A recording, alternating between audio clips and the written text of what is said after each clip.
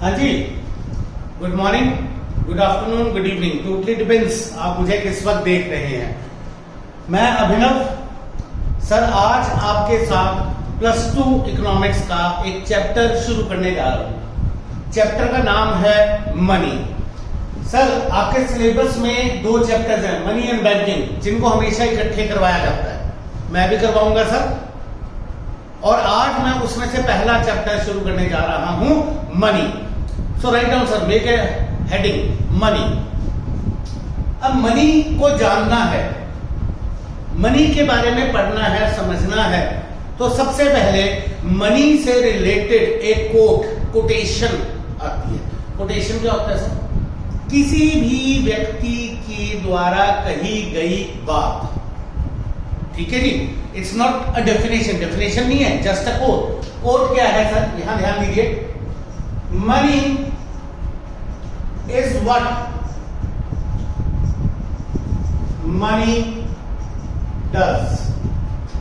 Money is what money does. समझने की कोशिश कीजिए, मनी क्या है। अगर कोई आपसे पूछता है मनी क्या है, तो सिंपली कह दीजिए money is what money does. Money वो चीज है, दुनिया की कोई भी ऐसी चीज जो मनी के काम कर दे, दुनिया की कोई भी ऐसी चीज जो मनी के काम कर दे, वो मनी है।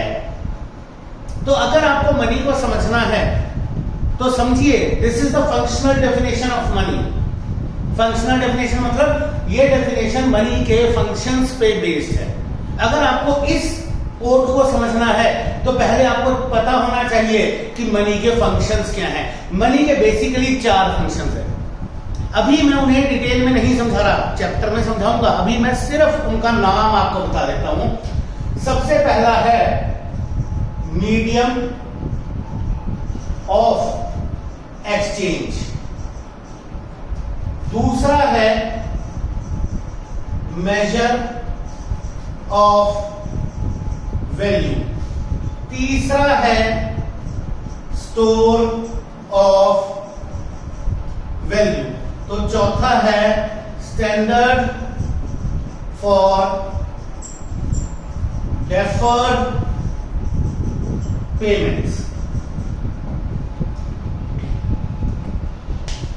समझा नहीं रहा हूं, समझाऊंगा थोड़ी देर बाद। अभी मेरा फोकस इन फंक्शंस पे नहीं है, मेरा फोकस इस कोड पे है। समझिएगा, मनी के सिर्फ 4 फंक्शन है, medium of exchange, major of value, store of value and standard for deferred payment. अब अगर दुनिया की कोई भी चीज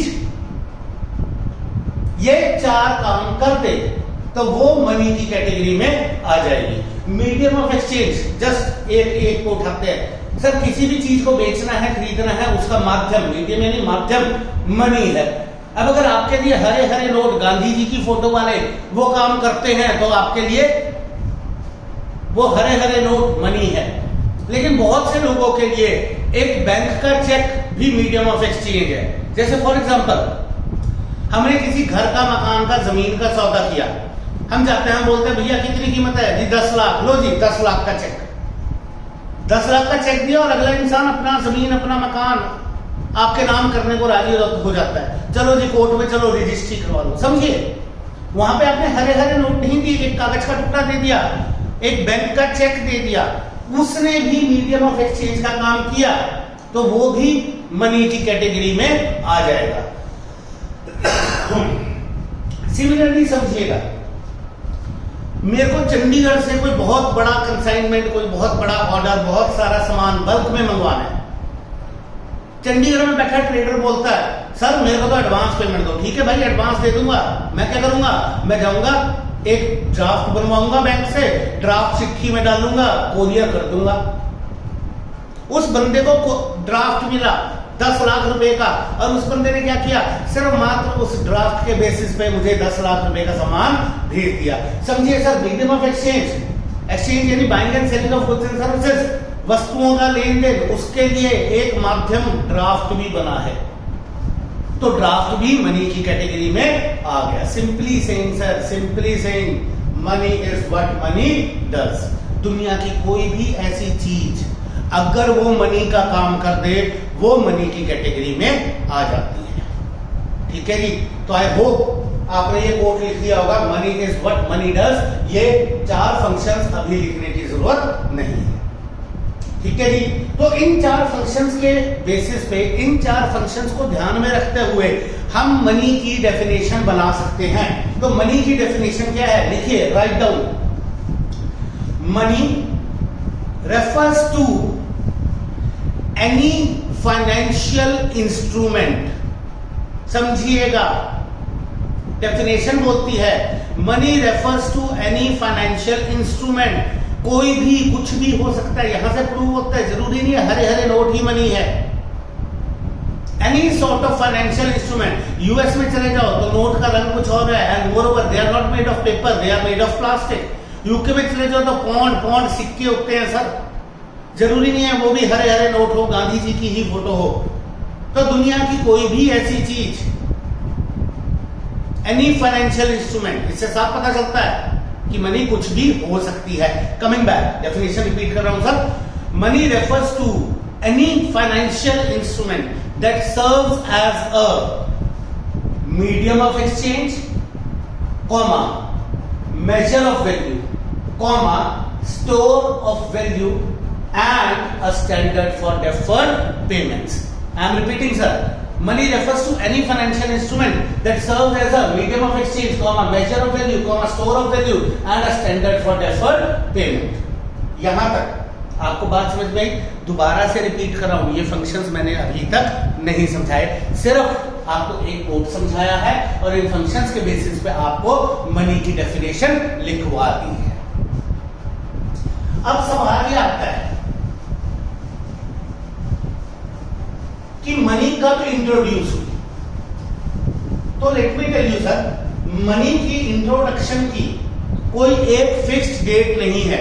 अगर कहीं आपको किसी किताब में लिखा मिलता है कि जी मनी 1919 में इंट्रोड्यूस हुई, तो गलत है सर। मनी की कोई इंट्रोडक्शन की फिक्स डेट नहीं है। क्यों? क्योंकि पूरी दुनिया में अलग अलग देश हैं, और जब मनी आई थी तो तब तो देश भी थे, तब थे राजा और राजाओं की रियासतें। तो अलग अलग समय पे अलग अलग देश ने, अलग अलग राजा ने, राजा की रियासत ने अलग अलग तरह से मनी को इंट्रोड्यूस किया। इसलिए सर मनी की इंट्रोडक्शन की कोई भी एक फिक्स डेट नहीं हो सकती।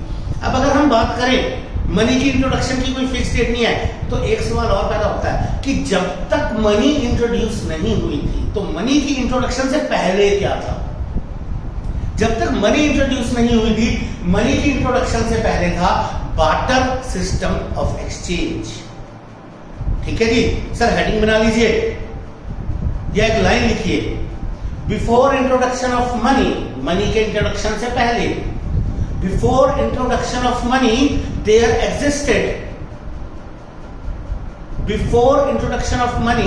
there existed a barter system of exchange। एक barter system of exchange exist करता था। अब सर पेज के सेंटर में barter system of exchange की डेफिनेशन बनाइए। barter system of exchange हम सब ने कहीं ना कहीं सुना या पढ़ा जरूर है। हमको पता है सर, एक ऐसा सिस्टम जिसमें एक वस्तु के बदले में दूसरी वस्तु बदली जाती थी, एक्सचेंज की जाती थी, बेची या खरीदी जाती थी। तो इसकी डेफिनेशन बहुत ही सिंपल है, just write down. It refers to a system of exchange, it refers to a system of exchange in which a commodity was exchanged for some other commodity. I am repeating sir.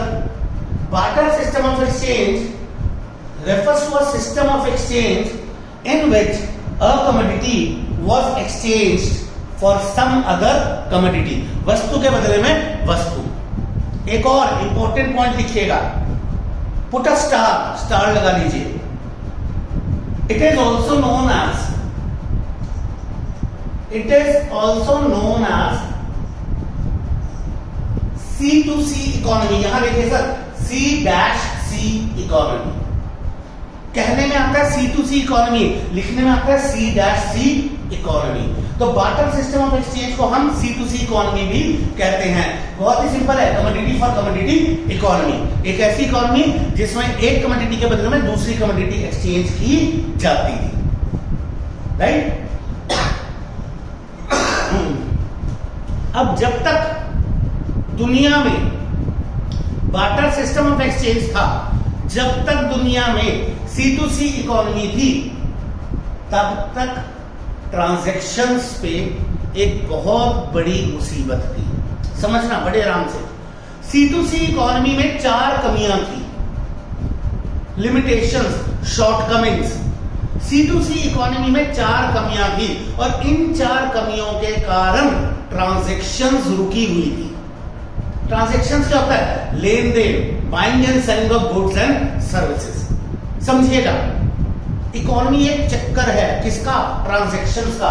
एक तरफ कौन है? House hold है, दूसरी तरफ कौन है? Producer है। इन दोनों में लेन देन होता है। प्रोड्यूसर अपने हाउस होल्ड अपने फैक्टर्स ऑफ प्रोडक्शन देता है। सबसे पहले factors of production, land, labour, capital, entrepreneur. House hold देता है किसको? प्रोड्यूसर को। उसके बाद इन्हीं फैक्टर्स ऑफ प्रोडक्शन की मदद से प्रोड्यूसर प्रोडक्शन करता है किस चीज की? गुड्स एंड सर्विसेज, वस्तुएं प्रोड्यूस करता है। फिर हाउस होल्ड ने वस्तुएं खरीदी है, हाउस होल्ड खर्चा करता है, एक्सपेंडिचर। प्रोड्यूसर के पास पैसा आया है तो प्रोड्यूसर यही पैसा वापस डिस्ट्रीब्यूट कर देता है, जिसे हम बोलते हैं फैक्टर पेमेंट या factor income. Factor payment, producer payment कर रहा है फैक्टर्स ऑफ प्रोडक्शन के बदले में, लैंड के बदले में रेंट, लेबर के बदले में वेजेस, कैपिटल के बदले में इंटरेस्ट, एंटरप्रेन्योर के बदले में प्रॉफिट। प्रोड्यूसर पेमेंट कर रहा है, इसलिए उसके पॉइंट ऑफ व्यू से फैक्टर पेमेंट है। हाउस होल्ड कमा रहा है, इसलिए उसके पॉइंट ऑफ व्यू से फैक्टर इनकम है। कुछ इस तरह से इकोनॉमी में ट्रांजैक्शन चलती हैं। अब जब तक C2C इकोनॉमी थी, C2C इकोनॉमी में 4 कमियां थी। उन कमियों से ट्रांजैक्शंस होना पॉसिबल नहीं था। ट्रांजैक्शंस पे एक बहुत बड़ी रोक लगी हुई थी। अब जब तक ट्रांजैक्शंस में रोक थी, समझिएगा इकोनॉमी का पहिया नहीं घूम रहा है, प्रोड्यूसर का बनाया माल नहीं बिक रहा है। अगर प्रोड्यूसर का माल नहीं बिक रहा है, बाजार में पड़ी वस्तुएं नहीं बिक रही हैं, तो दुकानदार प्रोड्यूसर को फोन नहीं करेगा कि भाई माल खत्म हो गया और बेच। अगर प्रोड्यूसर को फोन नहीं जाएगा, फैक्ट्री बंद पड़ी है, तो खुद समझना फैक्टर्स ऑफ प्रोडक्शन को एम्प्लॉयमेंट नहीं मिलेगी। Factors of production, land, labour, capital, entrepreneur unemployed है, बेरोजगार है। फैक्टर्स ऑफ प्रोडक्शन को एम्प्लॉयमेंट नहीं मिली, ना तो एक तरफ प्रोडक्शन हुई, ना नए गुड्स और सर्विसेज बने, ना दूसरी तरफ इनकम जनरेट हुई। इकोनॉमी में ग्रोथ एंड डेवलपमेंट रुक जाएगी। इसीलिए बाजार में ज्यादा से ज्यादा ट्रांजैक्शंस होनी चाहिए, लेकिन जब तक C2C इकोनॉमी थी तब तक ट्रांजैक्शंस रुकी हुई थी, तब तक ट्रांजैक्शंस नहीं हो रही थी। ठीक है, उसके बाद मनी आई। जैसे ही मनी आई, मनी ने 4 फंक्शंस परफॉर्म किए। ध्यान देना, C2C इकोनॉमी में कितनी लिमिटेशंस थी? 4। तो मनी ने भी कितने फंक्शंस परफॉर्म किए? 4। मनी के 4 फंक्शंस ऐसे थे जिसने C2C इकोनॉमी की 4 कमियों को दूर कर दिया। राइट, तो अब हमको फटाफट जानना है C2C इकोनॉमी की वो 4 कमियां कौन सी थी? लिमिटेशंस, और मनी ने ऐसे कौन से फंक्शंस परफॉर्म किए, और उन फंक्शंस ने उन लिमिटेशंस को कैसे दूर किया। ठीक है सर, तो यहां समझिएगा C2C इकोनॉमी में, बार्टर सिस्टम ऑफ एक्सचेंज में सबसे बड़ी कमी थी lack of double coincidence of wants. Lack of double coincidence of wants. आप चाहो तो साथ के साथ भी नोट कर सकते हो, इस तरह लिख लीजिए, एक तरफ C2C इकोनॉमी लिमिटेशन, एक तरफ लिख लीजिए मनी के फंक्शंस ऑफ मनी, पूरा लिख लीजिए फंक्शंस ऑफ मनी। समझते भी जाइए और लिखते भी जाइए। तो एक तरफ थी लिमिटेशंस और दूसरी तरफ आए मनी के फंक्शंस। C2C इकोनॉमी में सबसे बड़ी लिमिटेशन क्या थी? लैक ऑफ, कमी है, double coincidence of wants. Wants यानी जरूरतों के डबल कोइंसिडेंस की कमी। इसको समझना, कोइंसिडेंस क्या होता है। फॉर एग्जांपल, मैं किसी को फोन करता हूं, मेरे को अपने मित्र की बहुत ज्यादा याद आ रही है, मैं उसको फोन करता हूँ, भाई कैसा है, और वो एकदम से बोलता है वाह व्हाट अ ग्रेट कोइंसिडेंस, मैं तुझे याद ही कर रहा था, मैं तुझे फोन करने ही वाला था, तूने फोन कर लिया। This is coincidence. जो चीज जिस वक्त मुझे चाहिए, जो मेरा मन कर रहा है, वही चीज उसका मन भी कर रहा है। सिमिलरली यहाँ पे डबल कोइंसिडेंस ही है, किस चीज का, वांट्स का, जरूरतों का। समझना, जो चीज आपके पास है, मैं खरीदना चाहता हूं, मैं उसे पाना चाहता हूं, तो वो आप मुझे सिर्फ तभी देंगे अगर उस वक्त जो चीज मेरे पास है आप वह पाना चाहते हैं, खरीदना चाहते हैं। Let's take an example. एक दिन मेरे पास अक्षत आया, अक्षत सकलानी, मुझे कहता सर आपके पास घोड़ा है, बहुत सुंदर। बिल्कुल है जी सर, मेरे पास एक 6 फुट ऊंचा काले रंग का अरबी घोड़ा है। तो अक्षत सकलानी आया, कहता सर आपके पास एक घोड़ा है, मेरा बड़ा मन करता है मैं घोड़ा पालूं, मुझे अपना घोड़ा देंगे? मैं बोलता हूं हाँ यार ठीक है, देना ही है, मेरा मन भर चुका है, मेरा अब रखने का मन नहीं है, दे दूंगा, कोई चक्कर नहीं। लेकिन बदले में क्या देगा?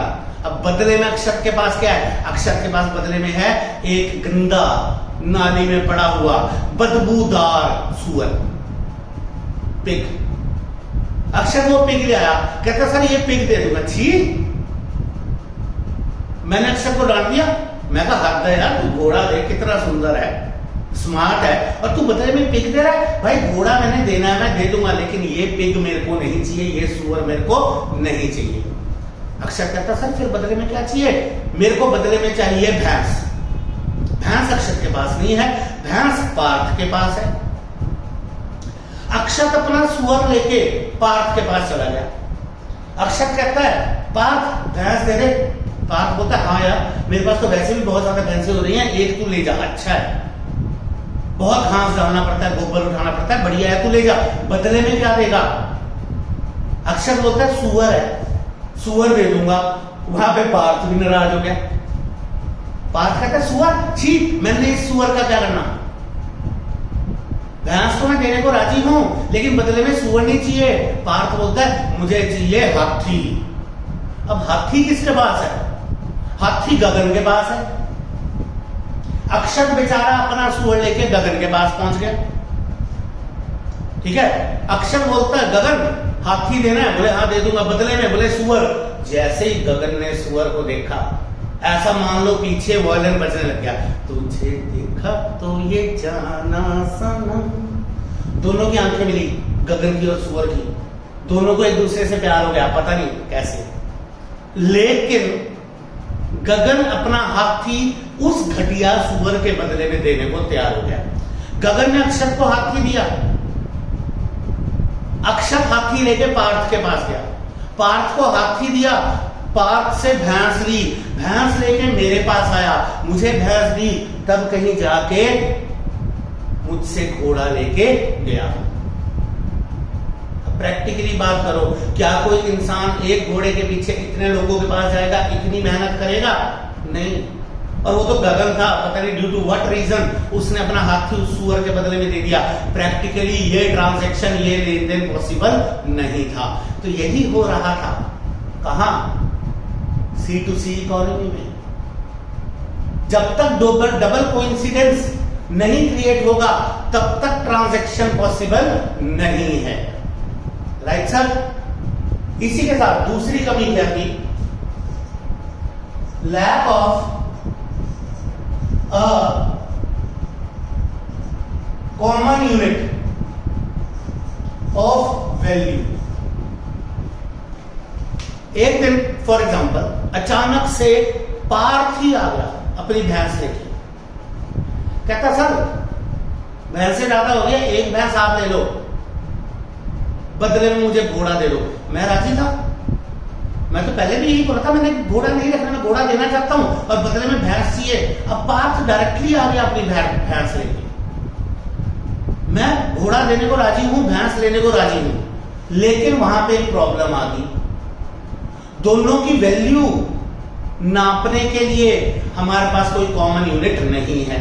समझिएगा, भैंस की कीमत कैसे जानेंगे हम? भैंस कितना सुंदर दिखती है?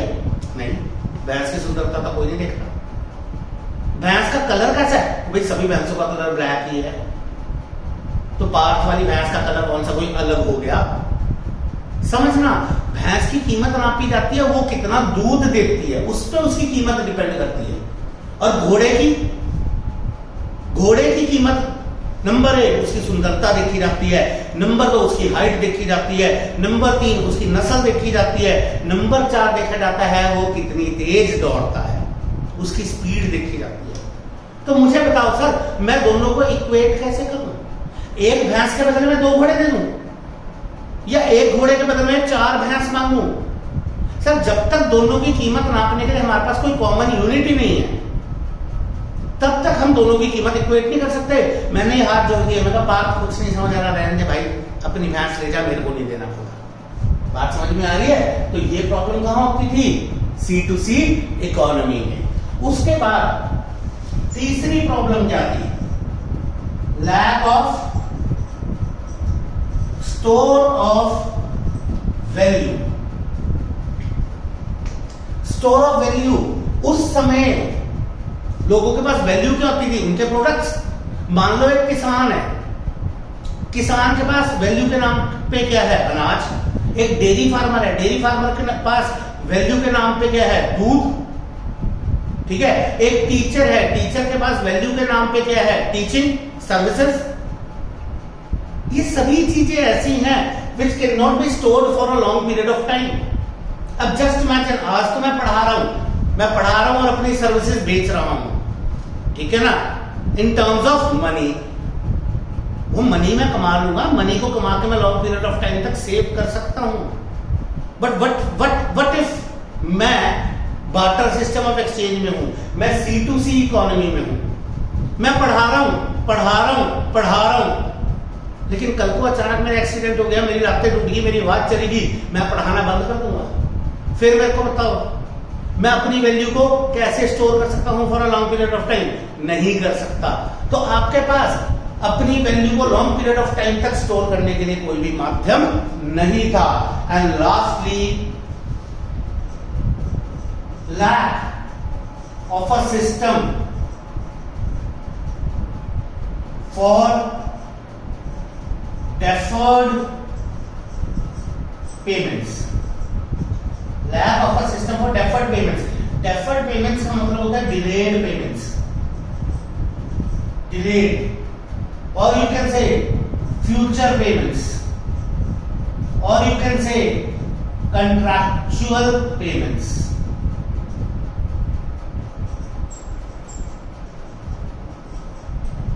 समझना, डेफर्ड वर्ड का मतलब है डिलेड।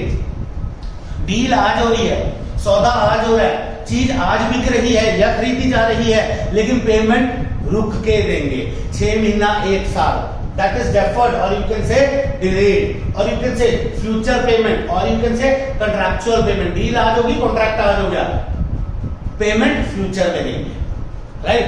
अब जब तक C2C इकोनॉमी थी तो डेफर्ड पेमेंट के लिए हमारे पास कोई सिस्टम नहीं था। Let's take an example. Just imagine कि हम C2C इकोनॉमी में हैं, हम बार्टर सिस्टम ऑफ एक्सचेंज में हैं। अब बार्टर सिस्टम ऑफ एक्सचेंज में एक किसान मेरे पास आया, कहता सर अपनी गाड़ी तो नहीं बेचनी? मैं बोलता हूं हाँ कोई बात नहीं, पुरानी होगी है, बेच दूंगा। ठीक है भाई बेच दूंगा, लेकिन तू बदले में क्या देगा? कहता बदले में मैं आपको आने वाले 10 साल तक अपनी आधी फसल दे दूंगा।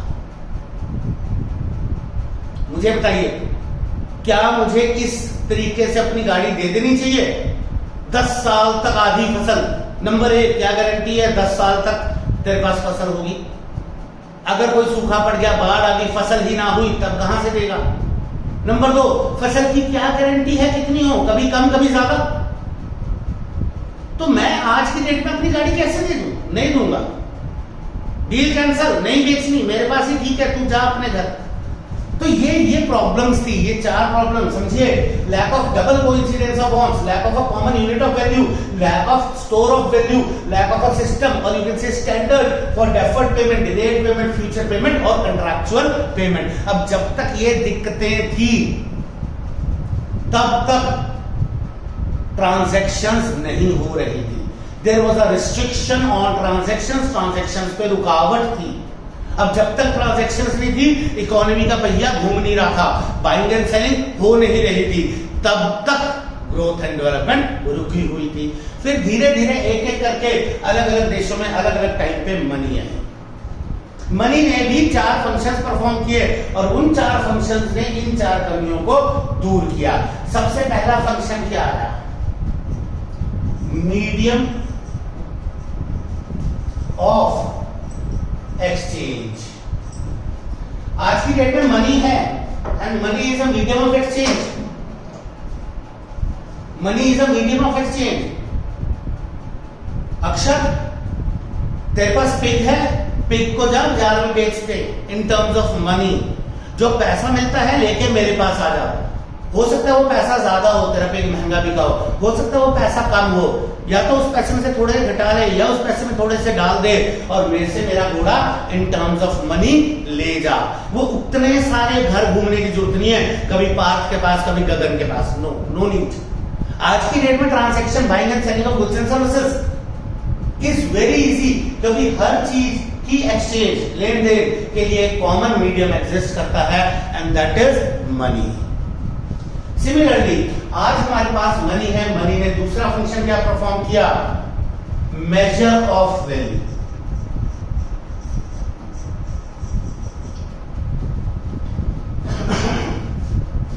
Medium of exchange, sorry, C2C economy में कमी थी, lack of a common unit of value, common unit नहीं था। लेकिन आज हमारे पास मनी है, money is measure of value. दुनिया की हर चीज की वैल्यू नापी जा सकती है with the help of money.